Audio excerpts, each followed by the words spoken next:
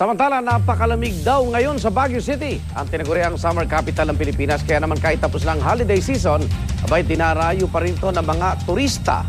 Narito ang report.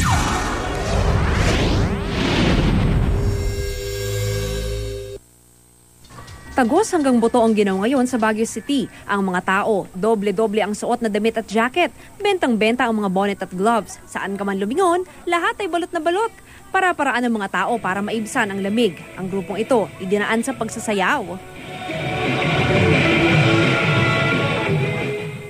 May ilang napapahigop na lang ng mainit na kape. Pero ang kape, kaibilis ding lumamig. Ang grupong ito sa Burnham Park, plano sanang magpalipas ng magdamag sa tent. Pero sumuko sila sa lamig. Nag-stay po kami dito, hindi po namin nakayanan yung lamig sa loob ng tent. Kaya yun po, pumasok po kami sa sakyan.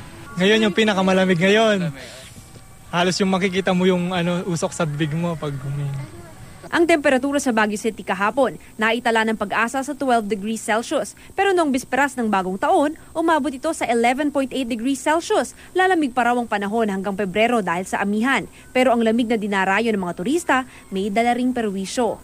Ang mga pananim especially sa Itugon o dito sa may Santo Tomas sa Tuba, Benguet, ay naapektuhan na ng lamig. So nagkakaroon sila ng mga frost. Ang isa sa pinakamababang temperatura sa Baguio naitala noong January 15, 2009. Umabot ito sa 7.5 degrees Celsius. Pero ang mga turista, paborito pa rin pasyalan ang summer capital. Ang kakaiba raw kasing lamig nito, kay sarap balik-balikan. Next year! Babalik ulit! Para sa unang balita, Mav Gonzalez reporting.